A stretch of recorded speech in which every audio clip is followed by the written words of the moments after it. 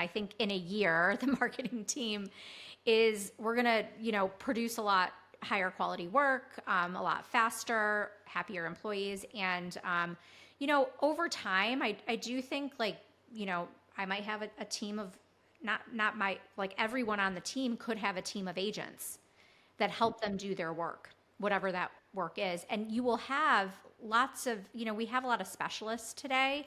I think we'll start to expand our disciplinary arms, if you will, to be much broader.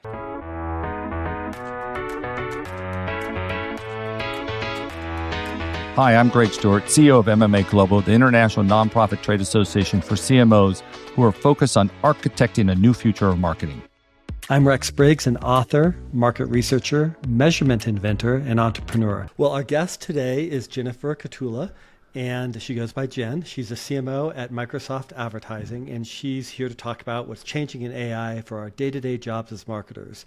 And given that Microsoft has really been investing a tremendous amount in AI, and they have some great tools of their own, as well as partnerships with some other tools, I think that we couldn't have a better guest to say, okay, you got all the smart people in the world around you that you can tap into, all the great technology. How does it actually apply in the marketing organization? How are you transforming the organization? And so, Jen, tell us a little bit about what you're up to at Microsoft. Yeah, well, first of all, thank you so much for having me. It is an honor to be here. I had the best conversation with Greg about a month ago in Punta Cana. So I have been thinking a lot about how AI is going to disrupt marketing. What does the marketing team of the future look like? I've been thinking a lot about creativity and the role that AI plays in creativity and originality. But really, right now, where I think we are is disrupting our workflows and creating more opportunity for productivity. And I think we're also seeing on the other side of that, where productivity is about things like efficiency and saving time and not doing the things that are super annoying. The other side of that is speeding up high quality output. And where does AI fit in speeding up that high quality output? Can you take us through a case study or an example of that? Because that's really important what you just said. Yeah. So here, an example around speeding up and productivity.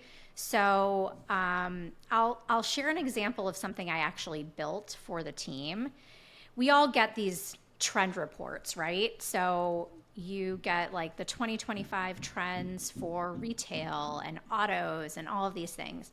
What I did is I actually took 250 trend reports in PDF format. I threw them into a SharePoint, and I built an agent around that. And that agent queries it in natural language, and I can ask the agent, what are the consumer trends happening in the travel industry? What are some insights about what people are doing? What are they buying? And it comes out with these really deep insights that can help me very quickly hone my thinking around a particular topic. And I've used it as almost like a thought starter, a starting point when I'm thinking about thought leadership, when I'm thinking about content, maybe when I'm meeting with a client in a particular industry, so I can really quickly get up to speed. I personally think one of the annoying things in marketing is that there's so much out there. I don't actually have time to read all of these PDFs. I'm in meetings a lot of the day, like many of the listeners of this podcast. So getting sort of the summary and knowing that it's grounded in a bunch of these reports is really, really helpful. And when I built that, it actually unlocked, for me at least, all these other use cases that you could potentially build when you have the right data set. And whether that data set lives in SharePoint or an Excel spreadsheet, or it could be a combination of a bunch of documents. So, if you're looking for customer insights, you can get all of your customer surveys and your listening posts and put them in the same place, and then create insights from there. So for me and for my team, once we built that, we thought, oh wow, there's a lot of use cases that are very similar to this one that you would just train on different data sets. Wow.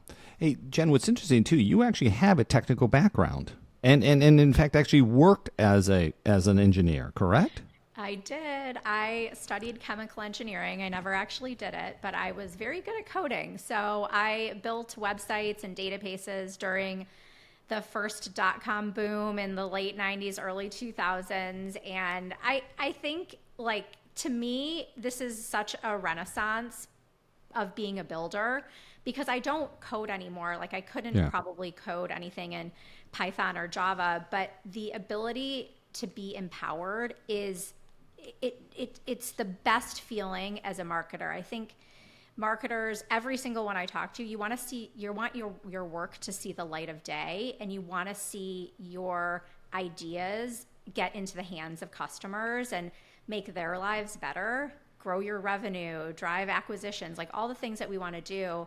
And sometimes the process of marketing is linear and it's long and it takes a lot of time and there's a lot of steps. And to be able to sort of compress those steps is really empowering. So I love tinkering and feeling like I can be a practitioner in this space. And I'm finding that my team, like once you kind of grok something, you're like, wow, everything is unlocked for you. So let's break down this. Hey, Rex, I want to ask her a question. Jen, do you think that background in technology actually is a benefit to you? Or let me ask the question. Is it essential, or it might be a little hard to abstract. Do you think you could do all that you're doing, even if you didn't have that original tech background? Yeah, I do. I think there is a very steep learning curve, though. And I actually met with my team today, and we were talking about, you try 15 times and you're successful once. And hopefully in a month you try 10 times and you're successful once, so that, there is a steep learning curve. The first few months I was prompting, I had to practice and practice and practice. And in the beginning, you feel like that time is not worth it. That actually investing in AI, you could do it faster yourself.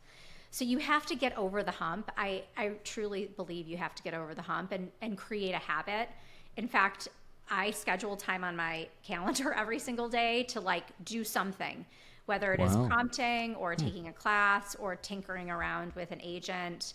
Thankfully at Microsoft, we have access to all of these tools where, I can create my own environment to make a tool or something like that. I've played with other third-party tools so that I can see how they work. And so I do. I think creating the habit is really important. And then it's not the engineering, it's the habit that matters. I think that was the point I was trying to get to. I think it's just a matter, we have to learn how to talk to machines, and I don't care if you're a coder or not a coder, you just got to do that. And I don't know that it's easier or harder, maybe it doesn't matter, but I don't know it's that hard to figure out to me. But right. Yes, some of it's harder than others, but to your point, and let's break your example down for the listeners, because I think this could be really a tangible example. You had about 250 different PDFs. You put them into SharePoint. In essence, you're creating a vector database and using RAG, retrieval augmented generation. Agents, in a way, can sort of go through that information and do their own version of it. When you're doing that, does Microsoft have a vector database type product that you're using, or was there a no-code interface that you're using just to basically upload, point, and say, add a chat agent to it, and that was all, with a little bit of instructions? What was it exactly you needed to do to pull that off? Yeah, it was such a great question. So I use the no-code version, which is Copilot Studio. Yep. And it's literally a natural language environment where you say, I'm building a trend report explorer, and then here's what I want it to do. Here, pointed at this source, which was a folder that has all the documents in it. You could do it individually if you wanted, and then I tested it and added some sample prompts, and it was very, very easy. Now there's low-code versions. What I'm experimenting with right now are agents that can take action on my behalf. So the example and it's not complete yet, is we have a calendar, a marketing calendar. Every team has a marketing calendar in SharePoint.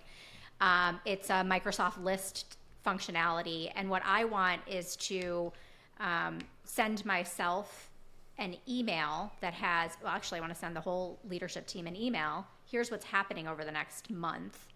And this is just a very simple test. Like, I think SharePoint might be able to do this anyways, but as an agent, build it, have a trigger and have an action. And this is really a test for me. Once I am able to put a trigger and an action together, what else can I do? You can imagine some really interesting workflow management.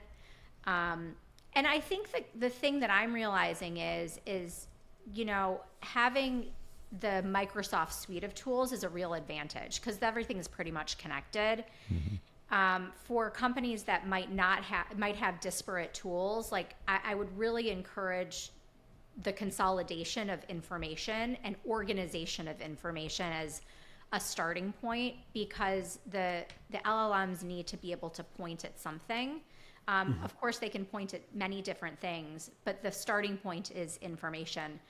I have another person on my team who's working on an agent for SharePoint, and he's redesigning the entire folder structure so that things can come out in the way that we want it to. So it's really interesting. It actually does combine a little bit of technical skills. If you think about a folder structure, it's kind of like a database structure. And I think that is very important. We're also seeing it with customer experiences. So, SEO for AI, that's a big conversation that's happening right now. How are you organizing the information on your website so that the LLM can pick up what you want it to pick up and present it to the end user in the way that you want it to be picked up? Yeah, it's all about curating content. It's interesting. I think let's definitely go after that one here a little bit. Go ahead, Rex. You had a question. Yeah, I mean, and we'll definitely talk more about curating content, because I think the assumption initially was that, oh, wow, the AI already knows everything. It's actually like that's not necessarily a good thing.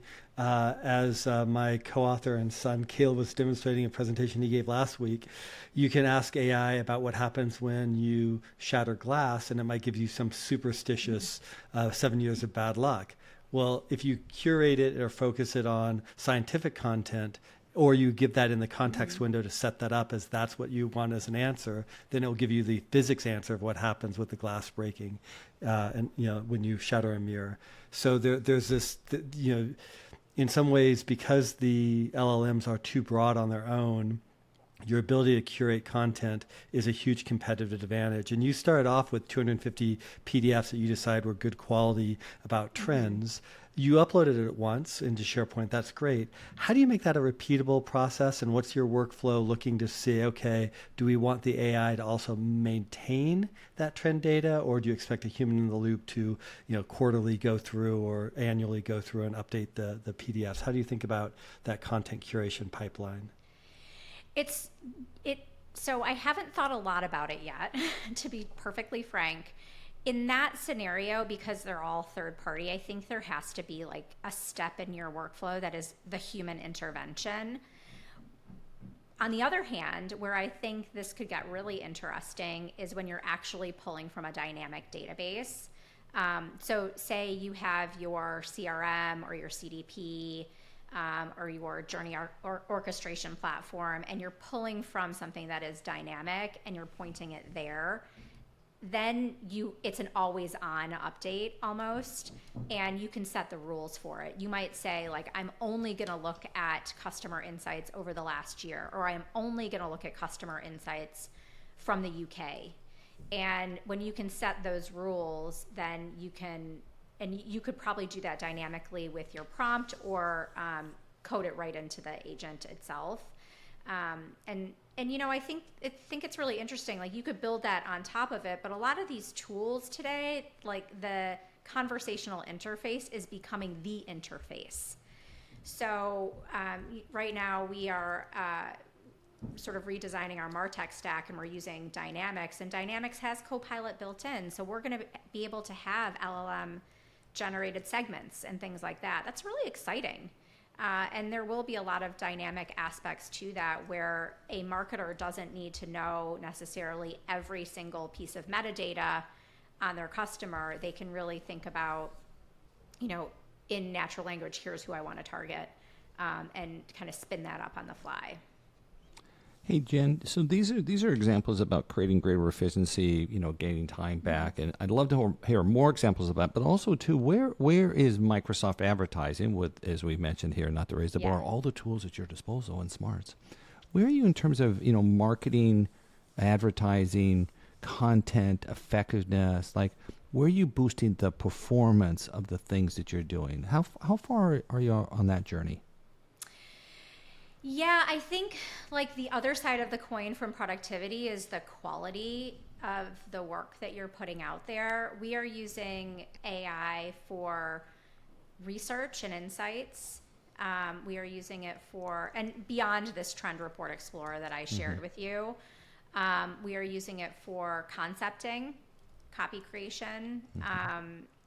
And I think where we are with the creative is we're probably further behind in a lot of other companies. We are not using AI to generate imagery, and we're taking a very cautious approach, I would say, to images in general, like to make sure that we're doing it responsibly, we're respecting the IP and all of that. But the concepting piece is really interesting because you can have a marketer who is not creative actually do concepts to deliver to the creative team. And there's even a translation layer between disciplines in marketing. Right. So that's really helping us there. And we haven't had a chance yet to play with some new tools that have come out recently. So we recently launched Researcher and Analyst in Microsoft 365. Researcher is the deep reasoning tool, kind of like DeepSeek, that was had a lot of press a few months ago, and allows you to go really deep on a single topic. And then Analyst is kind of that same concept, but for data and insights and presenting data in really interesting ways. We haven't had a chance to go through that, but we will be experimenting with how that can help us. So I think that'll make the quality better and the speed of insights better. But nothing yet. I mean, just trying to check it in here. And in fact, we can cut this out if you want. But have you got anywhere near, like, there's these tools to evaluate creative and its effectiveness before you actually put it out live? I've seen 3 or 4 of those tools come along here recently. A couple of them are members of the MMA, or a lot of audience profiling kind of dynamics that may go on, the optimization. Are you getting anywhere near any of that yet? Yeah, actually, the Microsoft Advertising platform has Copilot baked into it. So there are creative tools to generate creative on the fly and then tell you what creative is working the best. There are insights tools, like what are the insights on my campaign? And then there are diagnostics as well. So like campaigns go dark all the time. What's happening? I'm not saying campaigns on Microsoft Advertising go dark all the time. I'm saying campaigns can go dark all the time, and sometimes it takes time to diagnose those.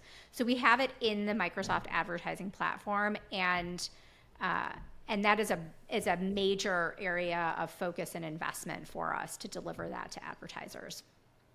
What's been the biggest challenge for you in transforming the marketing organization? Because it sounds like you are certainly on the leading edge of the trend. There's the famous quote by, I think it was Gibson, the future's already here, it's just unevenly distributed. And you're on the earlier part of it, but as you point out, you probably you're not able to do everything all at once.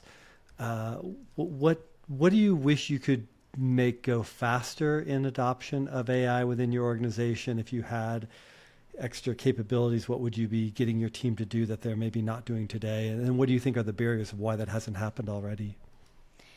Yeah, I started out our fiscal year, which starts in July, with one of our 3 core priorities was generative AI usage.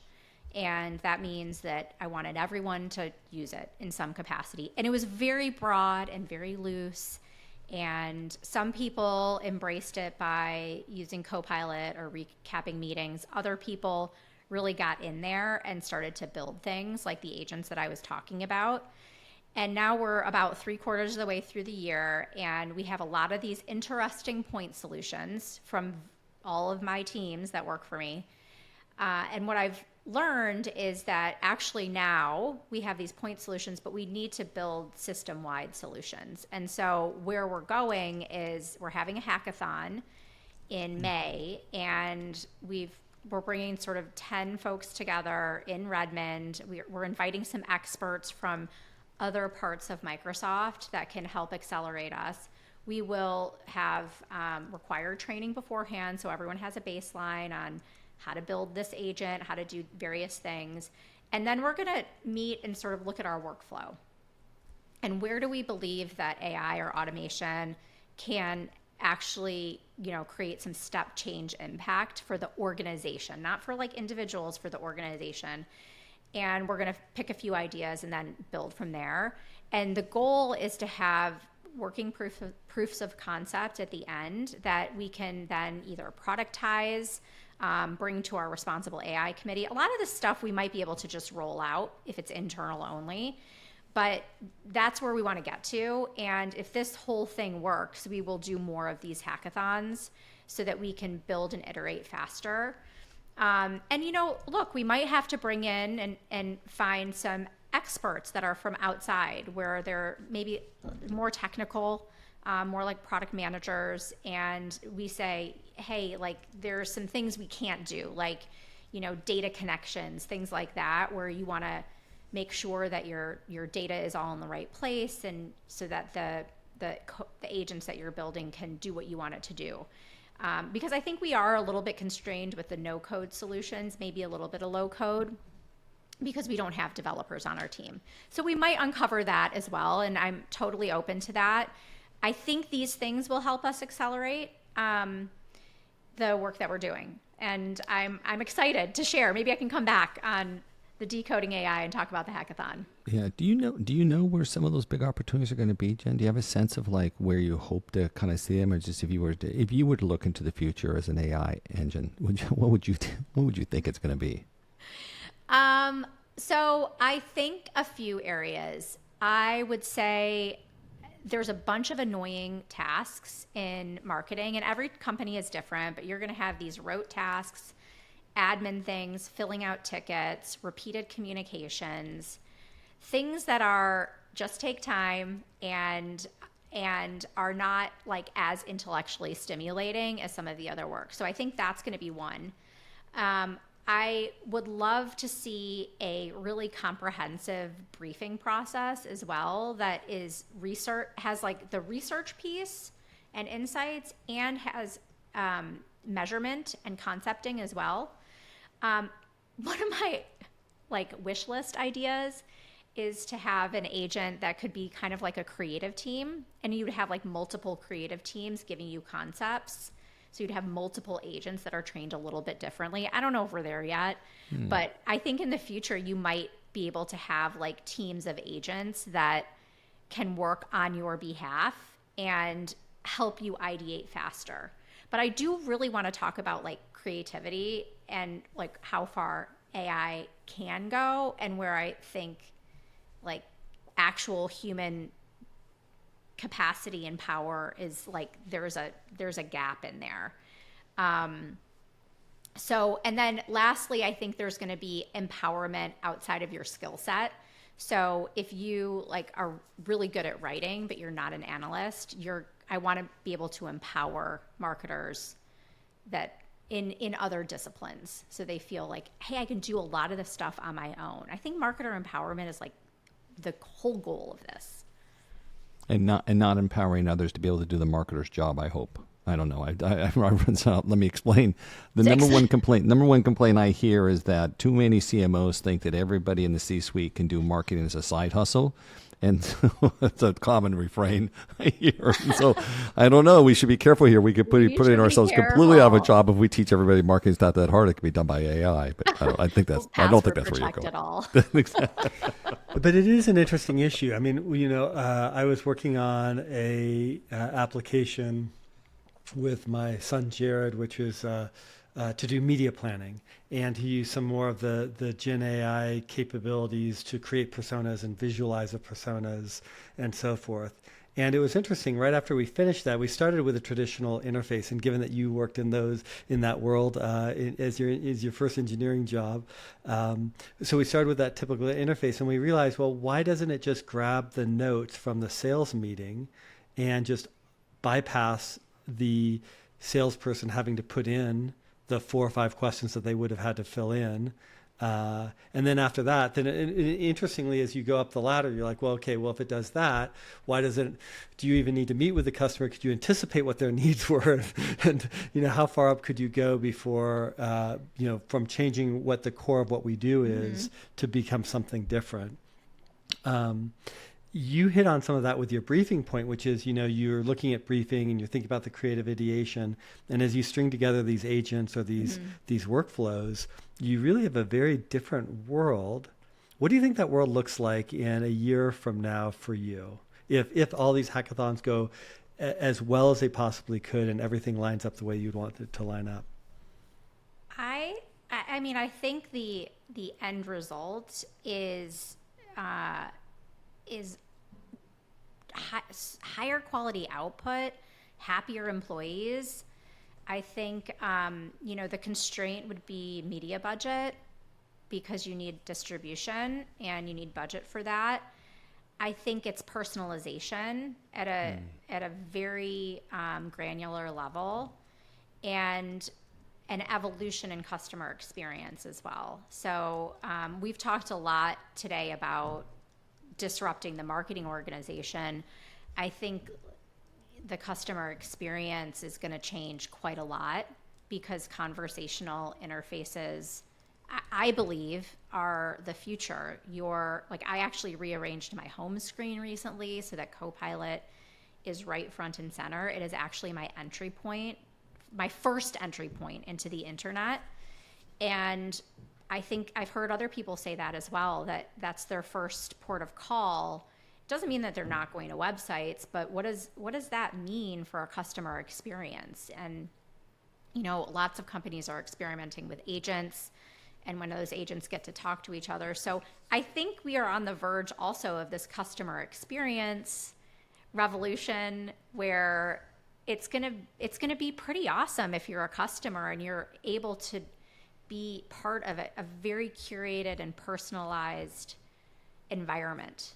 So, I didn't really answer your question. I think in a year, the marketing team we're gonna, produce a lot higher quality work, a lot faster, happier employees, and over time, I do think I might have a team of everyone on the team could have a team of agents that help them do their work, whatever that work is. And you will have lots of, we have a lot of specialists today.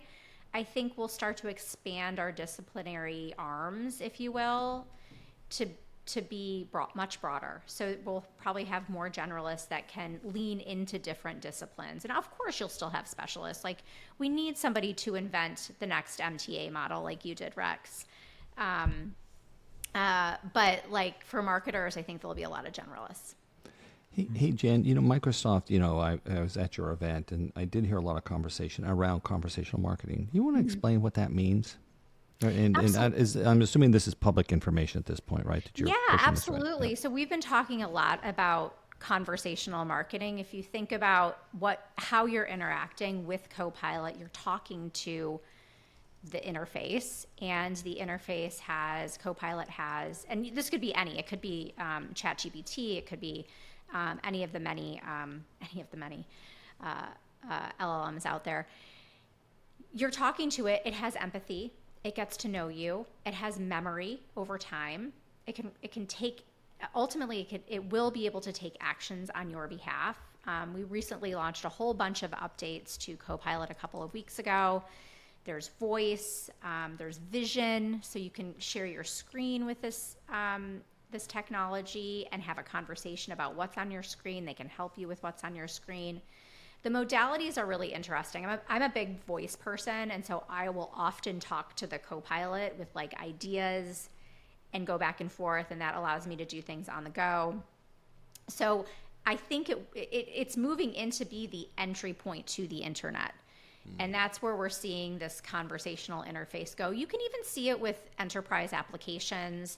If you're part of the Microsoft 365 suite, it's in every application. And you look at the ribbon in Word or in PowerPoint, and there's hundreds of features, but you could use Copilot to just do all that stuff. And so formulas for you. So it's like, give us a car buying experience. Give us a car buying experience or retail experience. Walk through the sort of consumer's interaction. You're saying instead of going to a search engine, you're actually starting with Copilot and asking for, hey, I need to buy this, I need that. How do Or what's the weather going to be this week in such and such a city I'm traveling to? I mean, I agree with your point, but Jen, build on it.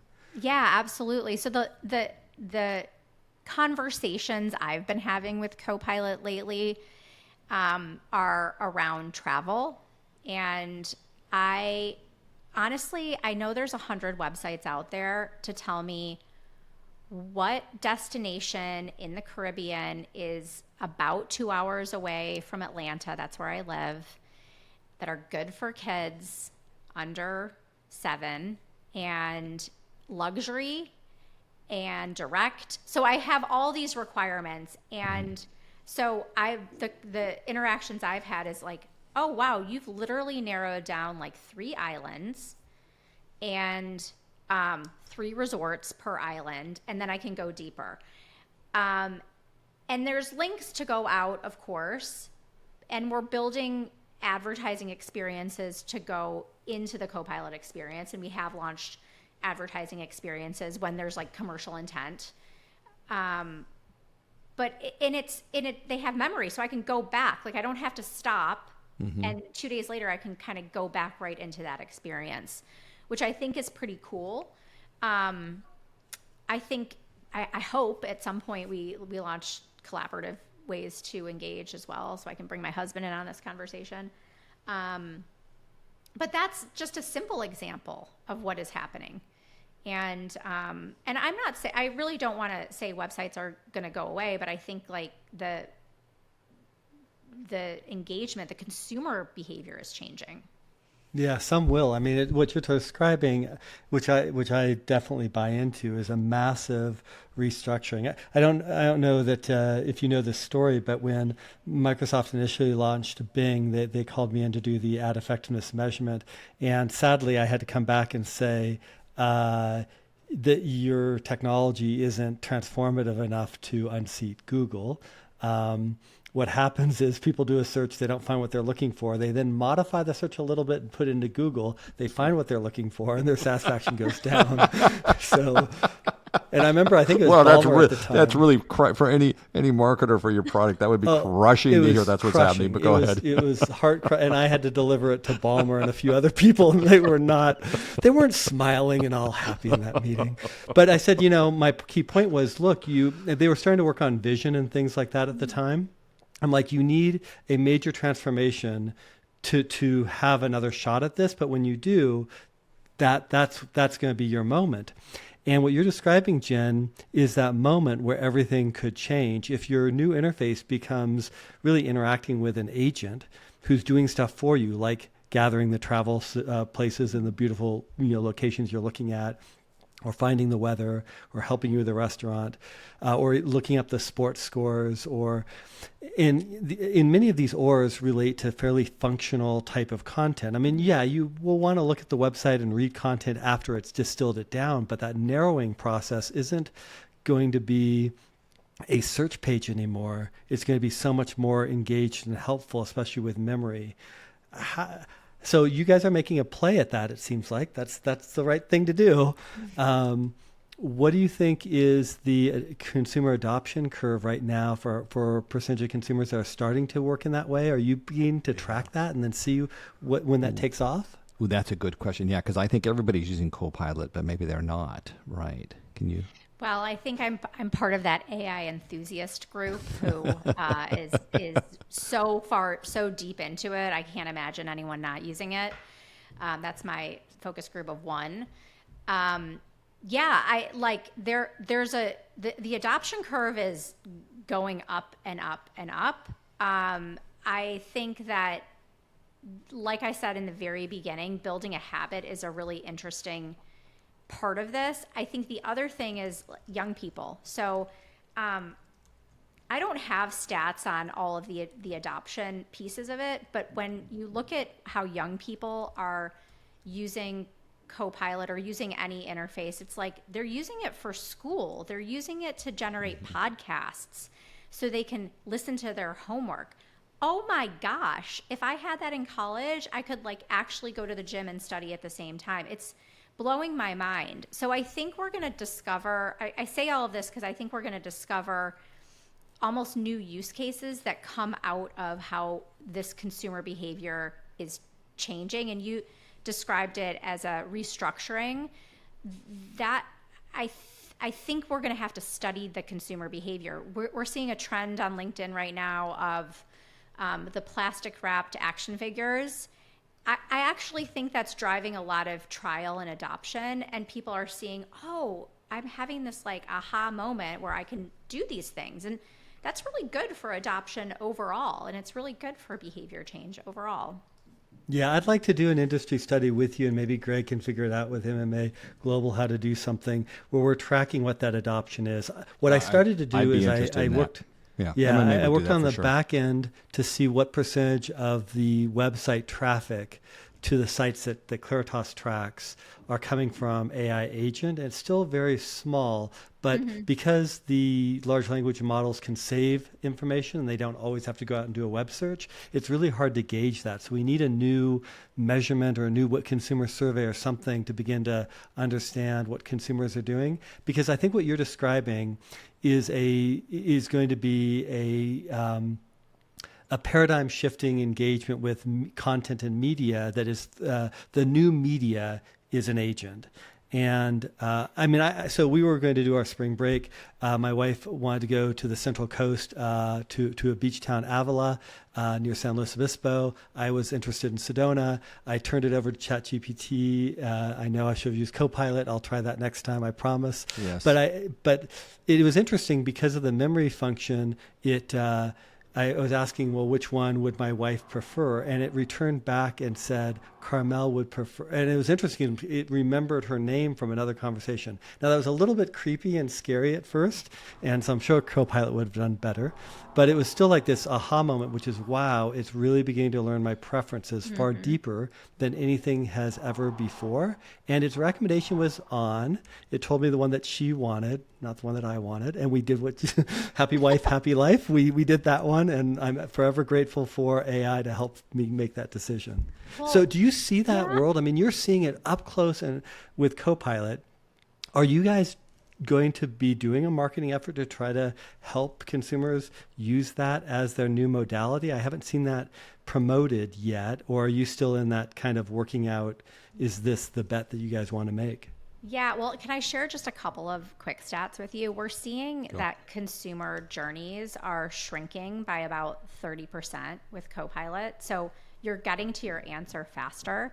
So rather than say a search engine, is that what you're comparing that to? Okay, exactly. Okay, yeah, okay, exactly. Yeah. And then we're also seeing that clicks to ads in Copilot are about 2x better than in search. And what that has said to us, the insight there is that it's all just that much more relevant. And you're getting to what you need a lot faster.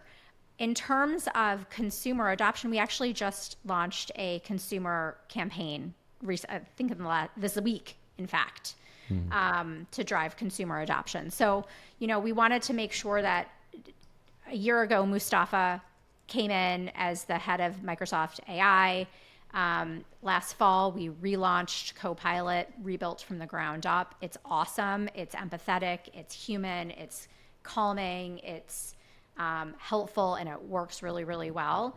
And then just a couple of weeks ago, like I said, at our 50th anniversary, we announced a whole bunch of new features, and now we have the consumer marketing campaign starting.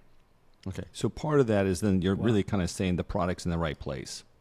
I mean, like the product's unique, differentiated. Absolutely. Hey, Jen, I see we're going to kind of run out of time here soon, but I think, what would be most interesting, we don't often, sometimes we're just talking to sort of experts of which you are, but I think given that you represent one of the major AI products, what advice, using, so you kind of mentioned some of that. You're using Copilot as sort of your entry point to everything else you got to do. You mentioned about how much are advantageous.